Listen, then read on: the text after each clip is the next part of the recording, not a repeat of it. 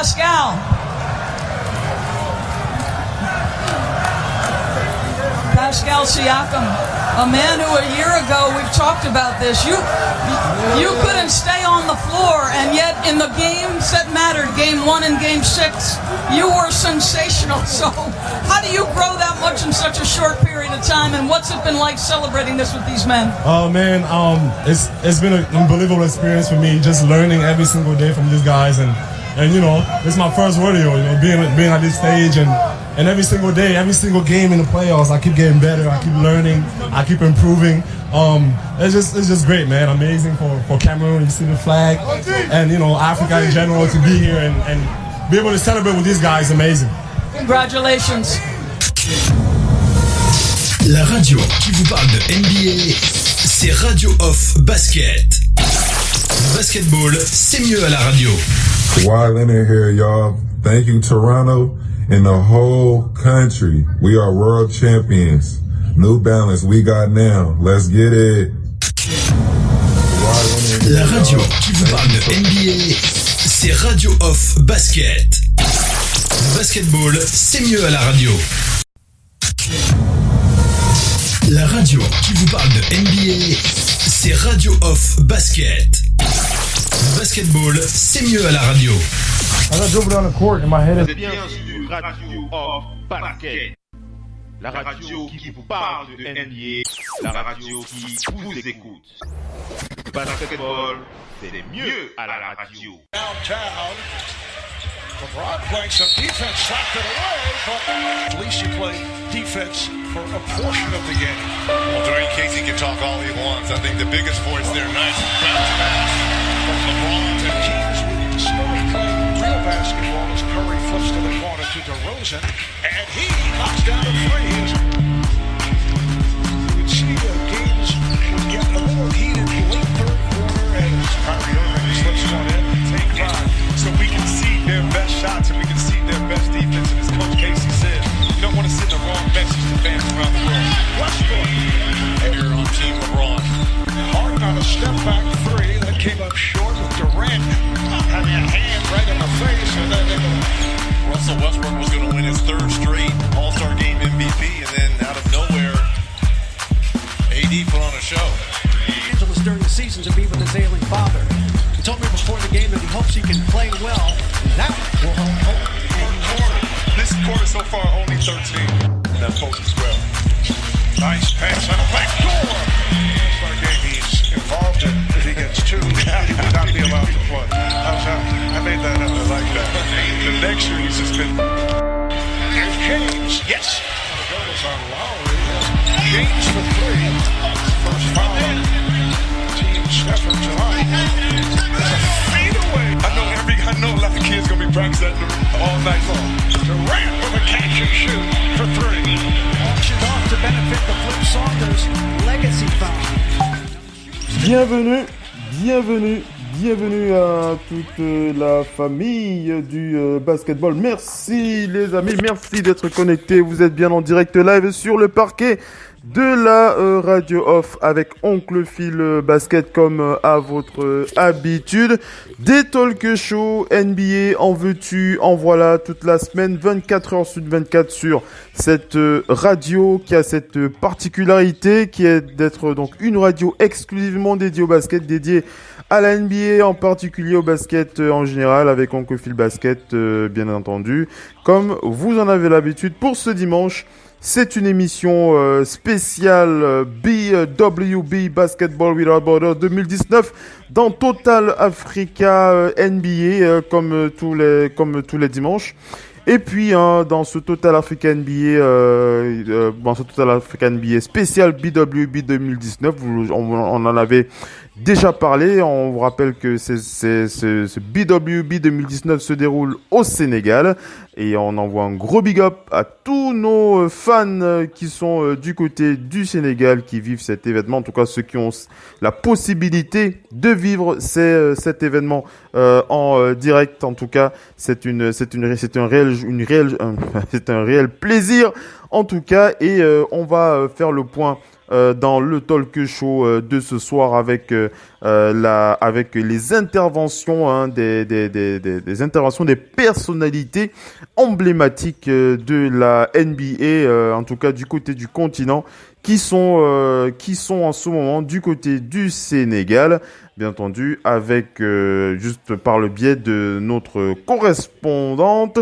Il s'agit de Bogmis Joël. Bogmis Joël qui est donc en ce moment même au Sénégal. Bogmis Joël qui couvre donc l'actualité de ces Basketball Without Borders 2019 et qui travaille donc en partenariat avec Radio of Basket. Elle va participer au talk show de ce soir, bien entendu, pour partager avec vous ses impressions concernant ces BWB 2019. Donc voilà un peu la grosse annonce pour le talk show de ce soir. Donc je reviens en bref sur le programme. On va d'abord avoir un entretien avec Bogmis Joël, donc correspondante Radio of Basket basée au Sénégal, qui va donc faire le point sur ces BWB 2019. Ensuite, on partagera avec vous quelques éléments, des éléments de sa couverture média au Sénégal, puisque vous allez entendre Joel Embiid, vous allez entendre Taco Fall, vous allez entendre Luc Mbamouté, et aussi Maurice Ndour, que l'on connaît bien, ce joueur emblématique de l'équipe du Sénégal. Ces joueurs qui ont donc cette particularité d'avoir intervenu au micro de Bogmis Joël, qui est donc du côté du Sénégal. Donc voilà un peu. Ensuite, on n'oublie pas, on a une interview aussi que j'aimerais partager avec vous concernant Gorgui Dieng aussi dans ce Total Africa NBA, et on va terminer l'émission avec quelques news. On a notamment une interview aussi à partager avec vous concernant John Wall qui s'était exprimé dans The Athletic concernant sa situation. Vous savez, la situation de John Wall avec les Wizards de Washington n'est pas facile compte tenu de son état de santé. Mais voilà, on va faire le point avec lui. John Wall qui s'est exprimé sur sa situation, sa relation avec les Wizards, mais aussi sa relation avec son coéquipier Bradley Beal. On rappelle que Bradley Beal est dans les convoitises, dans les papiers, dans les dossiers de plusieurs franchises NBA qui aimeraient bien s'attacher ses services. On n'oubliera pas aussi dans la partie africaine, on parlera aussi de Salah Mejri, le Tunisien Salah Mejri, qui aussi il y a quelques éléments à partager avec vous concernant le Tunisien. Donc restez bien connectés. On va attaquer avec Bogmis Joël, correspondant de Radio of Basket, qui est donc du côté du Sénégal pour ses BWB 2019. À tout de suite les amis. Thank you, Dave. Jimmy Butler yet to play in the game. Here's LeBron taking all the way and went to the left. Team LeBron shot 51% from the field. Team Steph at 41% from the field. Incidentally, the first free throw.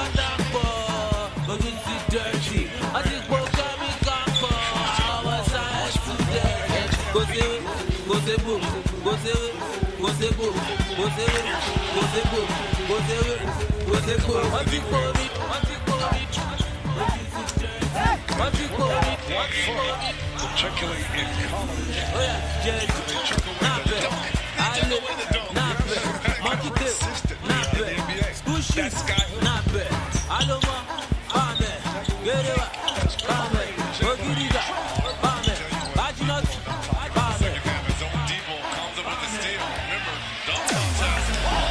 Vous êtes bien sur Radio of Basket, la radio qui vous parle de NBA, la radio qui vous écoute. Basketball, c'est les mieux à la radio. Vous êtes bien sur Radio.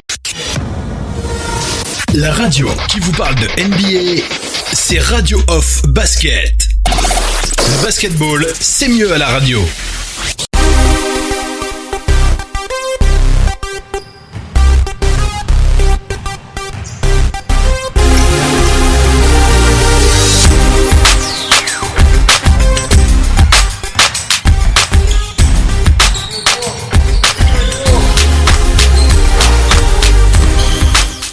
Allez, c'est la reprise donc dans Total Africa NBA. On fait le point donc sur ces BWB 2019. Je vous l'avais annoncé avec notre correspondante. C'est donc Bogmis Joël du côté qui est en son même du côté du Sénégal. Bonsoir Bogmis, merci d'être connecté avec nous pour Total Africa NBA. Bonsoir. Bonsoir Oncle Phil, bonsoir également à tous les auditeurs de Radio Hall of Fame et merci de me recevoir en direct dans le cadre de l'émission Total Africa. C'est un plaisir pour nous, c'est un plaisir pour moi et c'est aussi un plaisir, je pense, pour les auditeurs qui ont hâte de d'entendre ton témoignage concernant ces BWB 2019. Alors, avant d'enchaîner, bien entendu, avec ces BWB 2019, on rappelle que tu vas te présenter un petit peu. C'est vrai que c'est ta première intervention sur Radio Hall of Fame Basket. Je t'ai présenté tout à l'heure en tant que correspondante de Radio Hall of Fame Basket, mais on rappelle aussi que on travaille ensemble, tu es partenaire Radio Hall of Fame Basket, mais tu as aussi ton média, Rue de Pompon, qui parle notamment de l'actualité du basket africain. Je vais te laisser te présenter un peu plus pour les auditeurs. Vas-y. Alors, Joël Bogmis, journaliste spécialisé dans le basketball. Comme tu l'as si bien dit, je suis à la tête d'un média spécialisé dans le basketball africain qui ne traite que l'actualité de la balle orange. Et depuis quand même plusieurs années, on va dire depuis 4 ans, on essaye quand même de relayer l'information du basketball africain. Et il y a quelques mois, on a signé un partenariat avec Radio Hall of Fame en ce qui concerne le relais des informations, tant de la correspondance, comme je suis là en ce moment en direct pour vous parler du BWB. Voilà donc avec Bogmis Joël du côté du Sénégal pour ces BWB. Alors première question à chaud, alors on va commencer par une impression globale. Hein. On va faire vite pour essayer de ne pas faire 2 heures avec toi. On sait que tu dois être fatigué avec tous ces va-et-vient, tout ce travail. Ce n'est pas évident pour toi, mais vraiment félicitations déjà. Hein, je le dis aux auditeurs, vraiment félicitations. Vous ne le savez pas, mais là-bas un boulot terrible hein, du côté du Sénégal. Vous allez vous en rendre compte tout à l'heure. Alors, on va d'abord commencer par tes impressions à chaud globalement. Quel est ton ressenti global de ces BWB 2019? Alors, première impression à chaud, je vais dire très impressionnée. Pour une première couverture du Basketball Without Border Africa, je vais dire que moi j'ai été impressionnée déjà par le niveau des jeunes prospects qui ont été retenus pour ce camp. On va rappeler qu'ils étaient 60, 40 jeunes garçons âgés de moins de 17 ans, 20 filles, tous venant de 29 pays africains.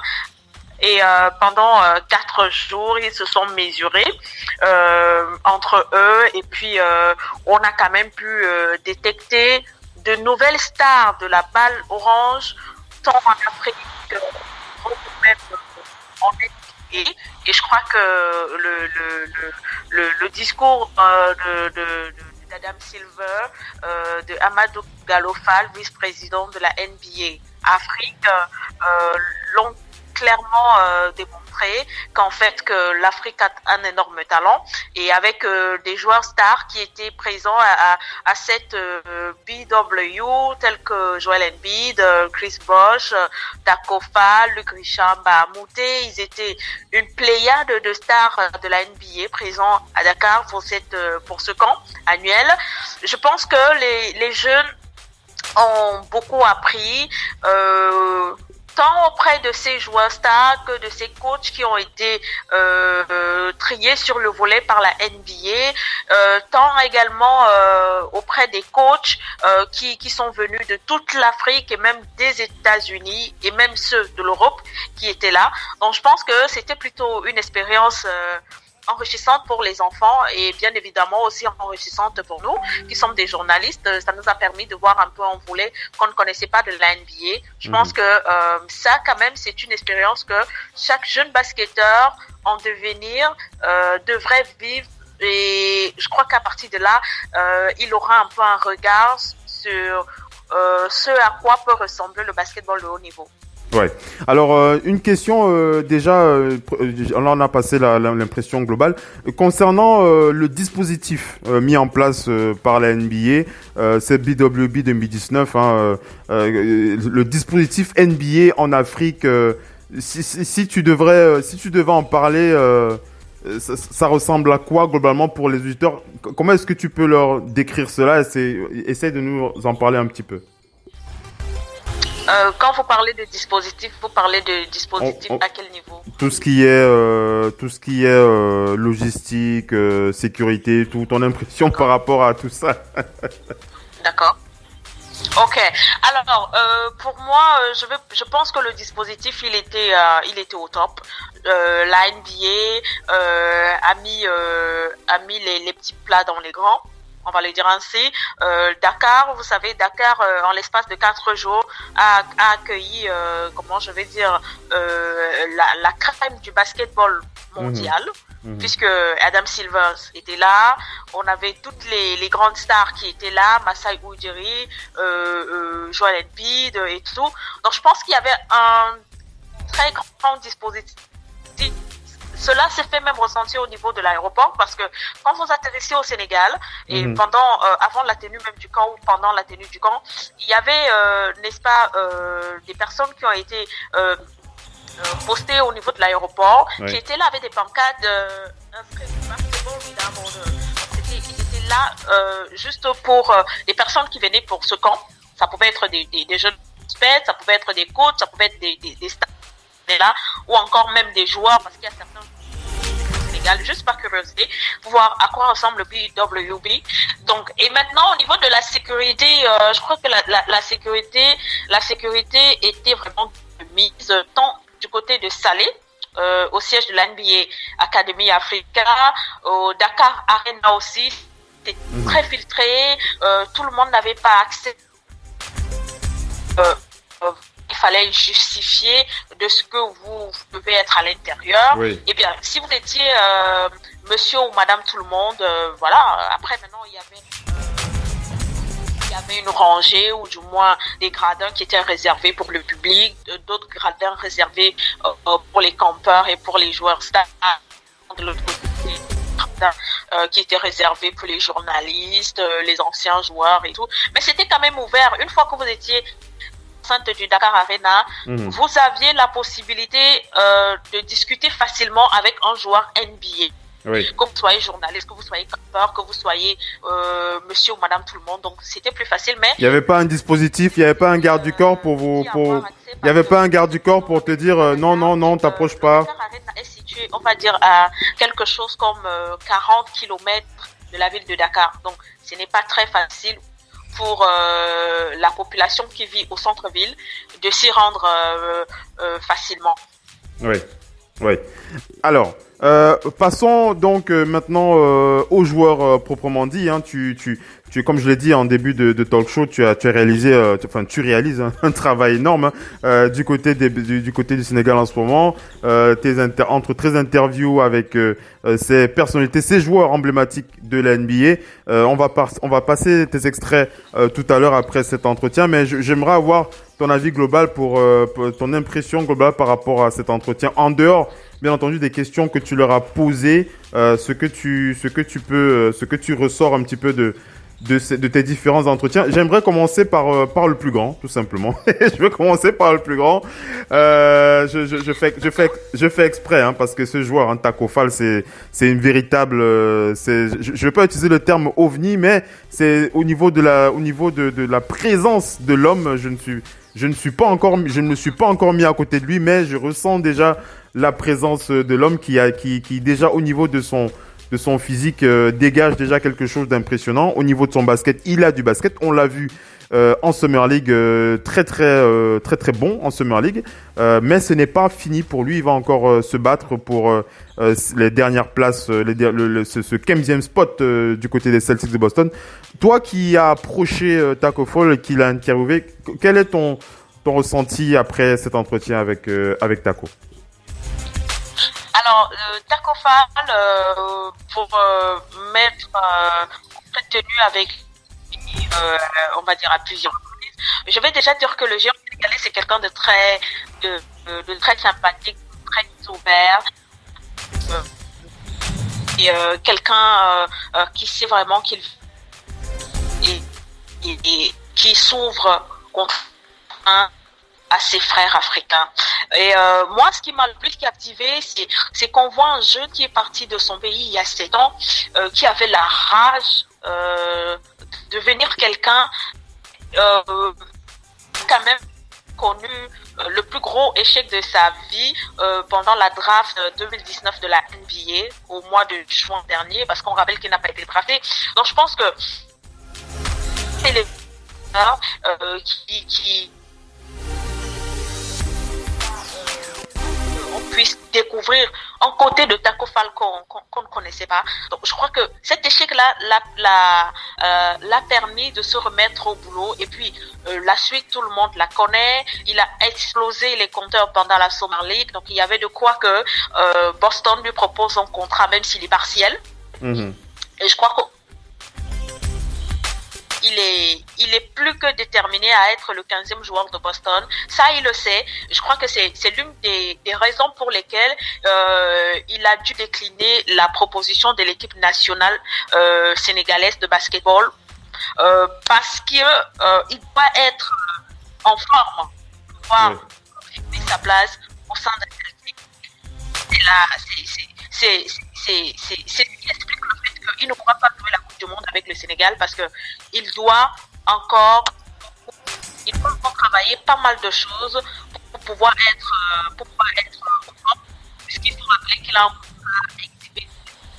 Donc, il n'est pas encore totalement au sein de cet effectif. Voilà.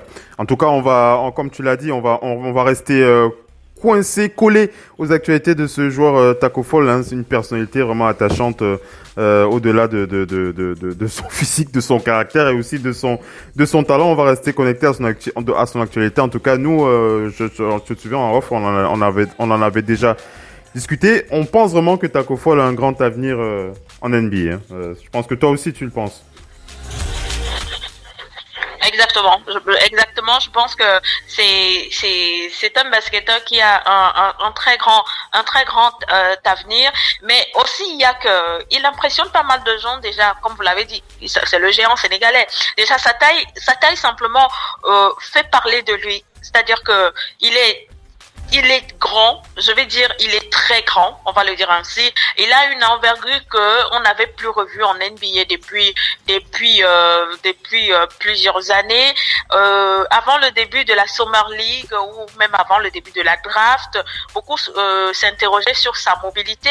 C'est vrai, lui-même il sait qu'il avait des sérieux problèmes au niveau de la mobilité, mais il est en train de travailler, parce que pendant son séjour à Dakar, il avait toute une équipe qui était avec lui. Donc après le BWB, Taco Fall avait des séances de travail personnel avec toute une team qui était là pour qu'il essaie d'être en forme. Je pense que c'est un jeune qui a de l'avenir en NBA, et je crois que c'est si jamais il parvient à obtenir son contrat avec Boston, je crois que il deviendra un des joueurs africains à suivre au sein de ce championnat nord-américain de basketball. Ouais, ça c'est sûr.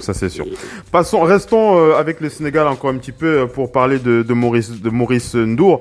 Maurice Ndour, tu t'es aussi entretenu avec lui, hein, Maurice Ndour, ce joueur emblématique de l'équipe nationale du Sénégal, qui était aussi là, qui était de retour dans son pays aussi. Au-delà de cet entretien qu'on va diffuser tout à l'heure, qu'est-ce qu'il ressort de tes impressions? Alors, Maurice Ndour, ce que je peux dire aux gens, il y a quelques jours, il a fait une déclaration comme quoi il n'allait pas jouer la Coupe du Monde de basketball 2019 avec l'équipe du Sénégal, tout simplement parce que pour lui, il trouvait que les délais étaient assez courts et qui n'avaient pas assez de temps pour pouvoir mieux se préparer et aller affronter les meilleures équipes de basketball du monde. Tout à l'heure, comme vous l'avez dit, vous allez diffuser cet entretien que nous avons eu le 30 juillet dernier, puisqu'il était de passage au Dakar Arena pendant le BWB. Il était venu faire un petit clin d'œil aux jeunes qui étaient là. Mais vous savez que depuis quelque temps, quand même, il y a un imbroglio au niveau de la Fédération sénégalaise de basketball, déjà avec le contrat de l'ancien coach qui n'a pas été signé, coach Adidas qui a qualifié le Sénégal, mais qui n'a pas pu signer son contrat avec la fédération. Donc c'est donc Moustapha Gueye qui est revenu sur le banc, qui est revenu à la tête de l'équipe nationale, puisqu'il faut rappeler que il était en 2015, il avait conduit les Lions à l'Afro-Basket 2015. Il a d'ailleurs aussi été coach de cette équipe nationale masculine. Mais ce qui surprend quand même, en tout cas moi, ce qui me surprend quand même, c'est le revirement de situation avec Maurice aujourd'hui, qui a fait une autre déclaration comme quoi il s'est beaucoup entretenu avec le coach et il a décidé de revenir en équipe nationale, puisque vous savez très bien que l'autre grosse polémique ici au Sénégal, c'est bien sûr l'absence de Malay Ndoye, qui est l'emblématique capitaine du Sénégal, qui est d'ailleurs à Dakar en ce moment, puisque c'est l'été, il joue à Nyon du côté de la Suisse, qui est là, mais malheureusement qui n'a pas été sélectionné pour la Coupe du Monde. Ça a fait beaucoup parler, mais malheureusement le basketteur sénégalais avec qui je me suis entretenu hier préfère ne pas se prononcer, en tout cas pas pour le moment. Il veut éviter la polémique. Oui. Donc aujourd'hui, Maurice Ndo est le nouveau capitaine de cette équipe. Donc, il a fait savoir qu'il s'est entretenu avec le nouveau coach et voilà. Et on lui a demandé d'arborer le brassard du capitanat de l'équipe nationale sénégalaise. Pourtant, il y a pas moins de 4 jours, il avait clairement fait savoir que c'était très risqué, que lui, il était à Dakar juste pour son camp, il n'allait pas participer. Bon, maintenant, quand on connaît le joueur, on sait que c'est quelqu'un qui n'a pas sa langue dans la poche. On comprend définitivement que la fédération sénégalaise de basketball a dû vraiment s'entretenir avec le joueur, parce qu'on sait que c'est l'un des joueurs cadre de cette équipe, puisqu'il y a Gorgui qui a désisté, qui a refusé, ou du moins qui a décliné l'offre de l'équipe nationale. On a Youssouf Afal qui a également décliné. Donc en ce moment, c'est Maurice Ndo qui porte cette équipe. Donc je comprends pourquoi à la dernière minute il a dû revenir sur sa décision de ne pas jouer la Coupe du Monde 2019 de basket. En tout cas, on comprend tout à fait. C'est pas évident, hein. C'est pas évident du tout au niveau de la gestion de ces joueurs, en tout cas les affaires en tout cas ne sont pas aussi évidentes chez nous en Afrique. C'est pas la première fois qu'on a ce genre d'imbroglio, que ce soit au Sénégal, au Cameroun ou alors dans d'autres pays en Afrique. Allons du côté du Cameroun. Tu t'es entretenu aussi avec notre Jojo national, hein, Joel Embiid. On a vu son sourire qui nous fait toujours autant plaisir. Joel Embiid s'entraînant au BWB sous les yeux de ces jeunes qui. On rappelle qu'il est passé par là aussi, Joel Embiid, Pascal Siakam, on va en parler tout à l'heure aussi. Mais tes impressions après tes entretiens avec notre Jojo national, Joel Embiid. Alors, on va le dire pour ceux qui n'étaient pas à Dakar, ou du moins qui n'ont pas assisté au BW. Alors, Joel Embiid, c'est la star c'était la grosse star, ou du moins la principale star de ce BW. C'est le joueur qui est arrivé le jour du camp, parce que on va le rappeler, Joel est arrivé le jour du camp, même jour que Luc Richard Bahamoudé.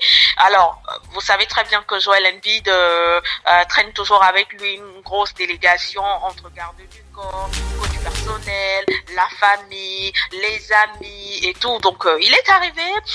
C'est vrai que le tout premier jour du camp, c'est tout le monde qui voulait se l'arracher, autographe, photo, interview et tout. Ça n'a pas été facile parce que comme on connaît Joël comment je vais dire, il est très demandé. Donc, entre son programme d'entraînement qu'il devait avoir tout juste après la conférence de presse du BW et les questions que les journalistes voulaient le poser, je crois que son staff a compris qu'il fallait que Joël accorde quelques minutes à la presse. Ça a été fait et donc il a répondu aux questions. En tout cas, moi, j'étais la première journaliste à poser la question parce que j'avais en face de moi un compatriote, un Camerounais, donc j'étais la première à me jeter à l'eau. Et donc tout à l'heure là, les auditeurs vont écouter avec beaucoup d'attention ce qu'il a dit. Mais moi, ce qui m'a quand même un peu réjoui, c'est que contrairement à la polémique que beaucoup ont voulu lancer sur internet, comme quoi il n'était pas content du titre de Siakam, il m'a clairement confirmé que, écoute, Siakam et moi, nous sommes des amis, on se parle tous les jours, on s'écrit tout le temps. Donc, il était content pour Pascal Siakam, il me l'a dit. Et tout à l'heure, les auditeurs vont l'écouter. Mais il m'a dit, écoute, je vais te faire une petite confidence. Je croyais que le premier titre, moi, j'allais le gagner avant mon copain. Mais là, il le parlait avec beaucoup d'humour. Mais il a quand même félicité son ami. Il a trouvé que il a permis à ce que le drapeau du Cameroun puisse être hissé au plus haut niveau en NBA. Et ça, il lui a fait savoir le soir même de son sac en lui envoyant un message.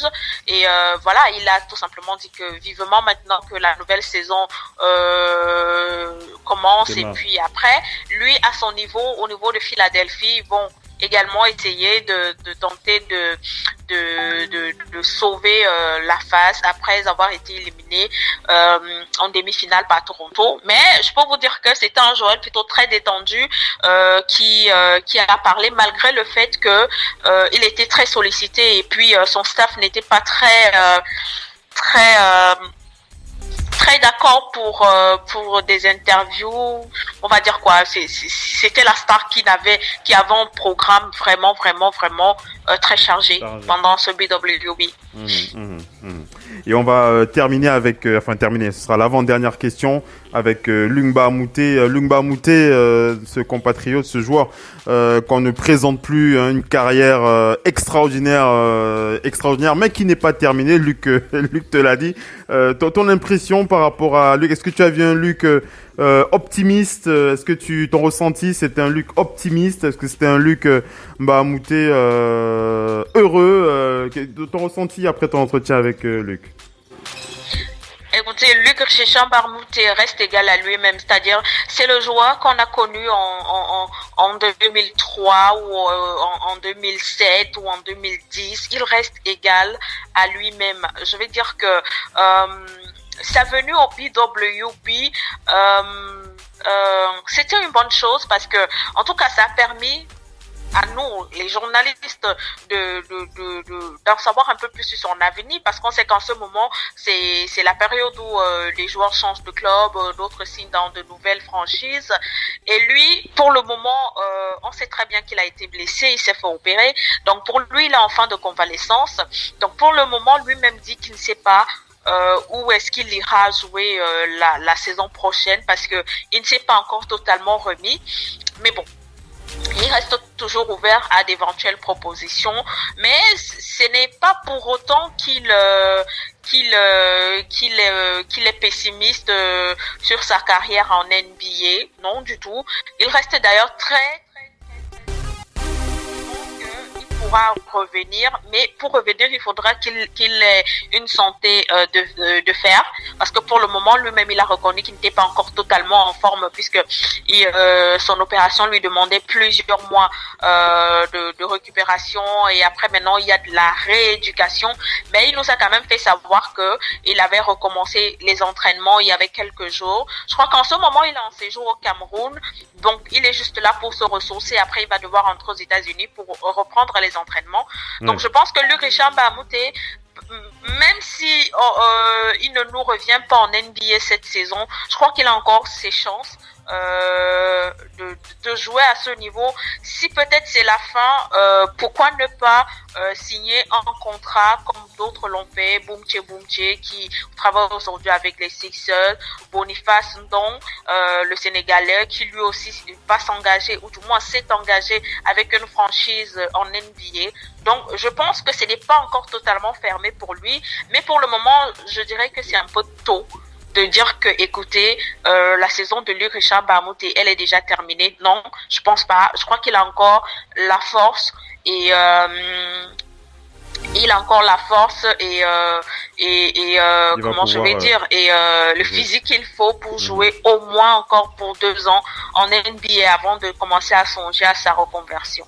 Ouais. De toute façon, on suit son actualité de très près et d'après nos analyses au quotidien, on sait que les Rockets de Houston ont son dossier sur leur table, sur leur bureau, on va dire ça comme ça. Et comme tu l'as dit, le plus important pour les franchises, j'ai inclus les Rockets dedans, c'est surtout de s'assurer que sa santé lui permettra de jouer tout simplement.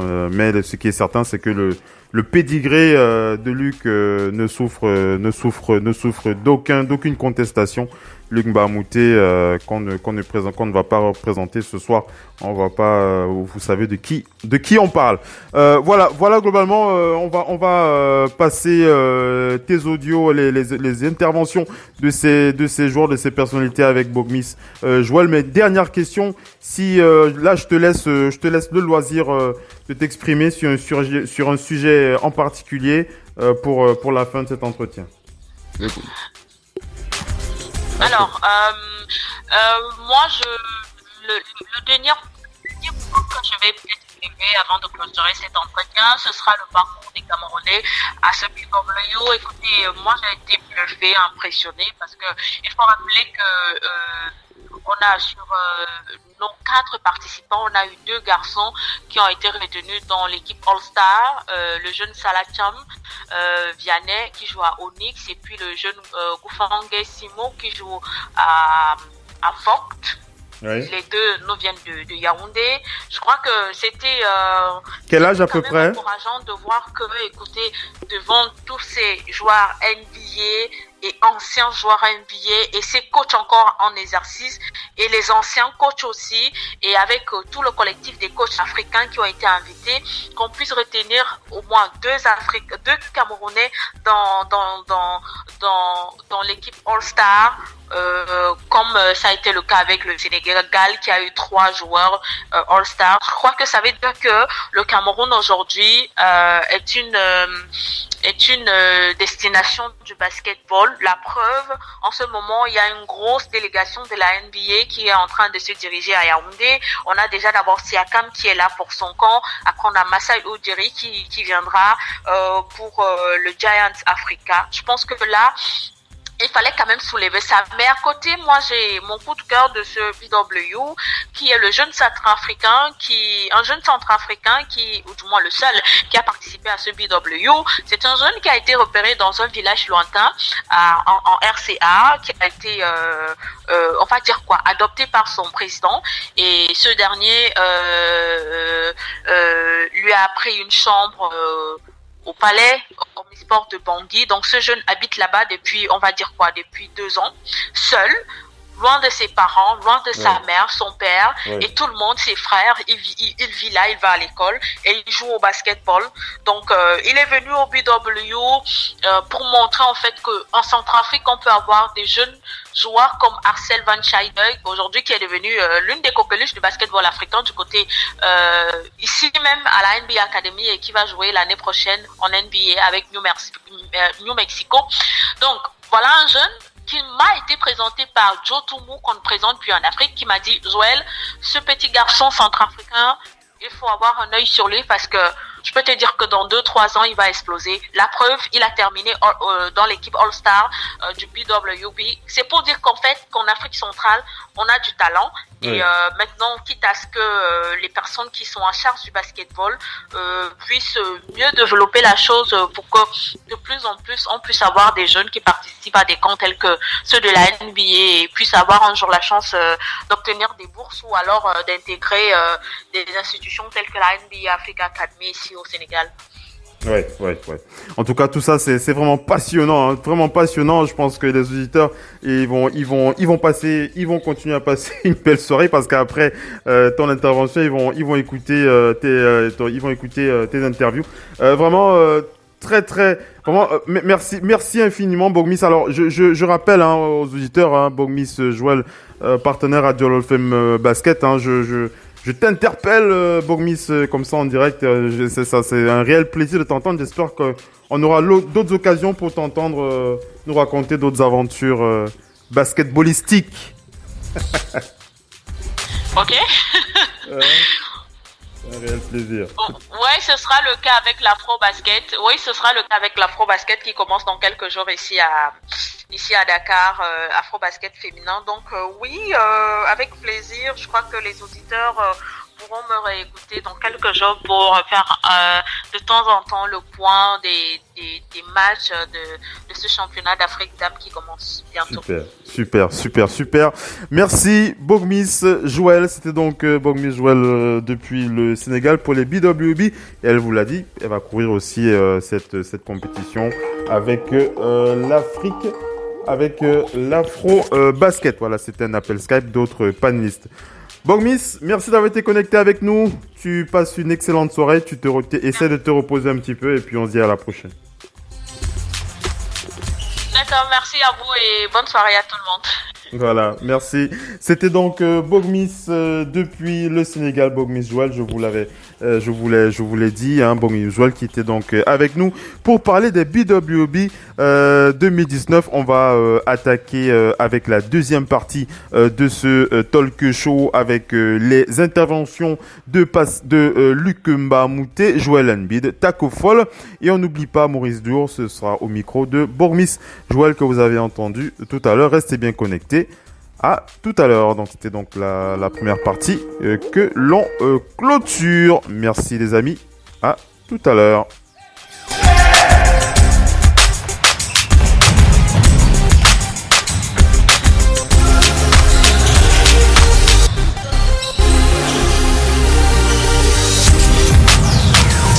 La radio qui vous parle de NBA, c'est Radio Off Basket. Basketball, c'est mieux à la radio. As I dribble down the court and my head is up and always on a swivel, I never predetermine a move. I never come down and say, I'm going to cross over right to left now, and then hesitation, and then no. Like I come down, it's all off basketball instincts. It's all off whatever the defender in front of me does and whatever the weak side does. You know, everybody thinks the NBA is just all athletic or all being able to shoot. No, you still need those fundamentals from when you were taught to an 8-year-old to when you're a 28, 29-year-old in the NBA. There's a lot of moves and a lot of decision making that you have to make within a small time frame in order to be one of those elite guys. So as I come down, my head is up, and I just, got you. That right there happens in 2 seconds, maybe less than that. It got to be a quick decision. Obviously, I'm a playmaker, and I got to make sure I get all my guys involved, but I'm a scorer as well. So as I come down as a playmaker and scorer, myself is first, get by him, then I make the next decision. If he comes to step up, I throw the lob to Clint. If he doesn't step up, I go dunk the ball. If the big comes over and helps, and that guy sinks in, then I got one of my shooters in the corner, all right? Well, if I don't like that move, or he doesn't go for that move, then I have to find another move to create the balance that I need for a shot. Might be behind the back, in and out, hezzy, side step, he jumps for it, hesitation. Now I gotta make my 4 or 5 decisions that we just talked about. That's another thing. If you wanna make your teammates better, you wanna pass the ball, the passes gotta be efficient. They gotta be on point, on target. Wherever you are, work on your passes. It's easy. Sweat. But that takes a lot of hard work. Whatever I do in the game, I work on it every single day. Repetition every single day. I'm not gonna work on something that I don't do in the game that I wouldn't try in the game because it's just a waste of time. And I think a lot of kids are doing that nowadays. Working on different moves because you see different trainers or different whatever, some on Instagram. No, this is about going in the gym, putting the work in, something that you need to work on and want to be great at for your hour or 2 hours or however long you're gonna do it. And don't just sit in the gym wasting your time. That's what it is.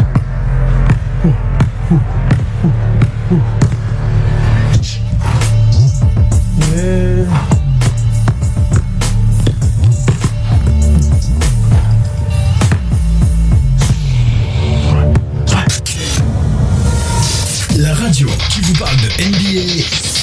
radio off Pascal. basket. Le basketball, c'est mieux à la radio. Pascal Siakam, a man who a year ago, we've talked about this, you couldn't stay on the floor, and yet in the games that mattered, game 1 and game 6, you were sensational. So